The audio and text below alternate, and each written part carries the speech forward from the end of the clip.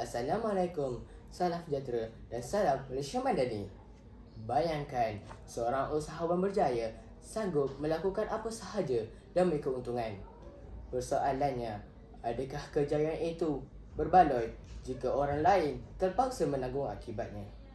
Nama diberi Tengku Akil Takif bin Tengku Ahmad Tamizi dari SMK Tiram Jaya, kod BEA 3080. Hari ini, saya akan membentangkan novel Saudagar Besar dari Kuala Lumpur, karya Kamaluddin Muhammad atau dikenali sebagai Christmas. Novel ini mengisahkan seorang saudagar dari Kuala Lumpur yang ingin mengembangkan perniagaannya ke kawasan kampung. Pada mulanya, usahanya dilihat sebagai satu bentuk pembangunan. Namun, di sebalik itu, timbul konflik apabila kepentingan masyarakat diabaikan. Antara tema utama dalam novel ini adalah keutamakan konflik pembangunan dan tanggungjawab sosial.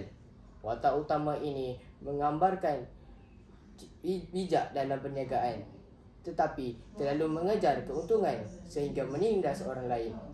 Naratif ini hanyut dalam lembaran politik yang mementingkan diri. Namun, muncul generasi muda seperti Ramin yang bangkit mencari pembangunan melalui ilmu dan dakwah. Novel ini berakhir dengan kemenangan arus pembangunan yang mengubah lembah tualang selamanya, sekaligus memaksa Imam Hamid tunduk kepada keadaan dan struktur keluargaan yang harmoni, seperti tradisi hancur luluh menyembah bumi. Pengajaran yang dapat kita mengambil ialah kejayaan sebenar bukan diukur melalui kejayaan, tetapi juga melalui nilai kemanusiaan dan keadilan.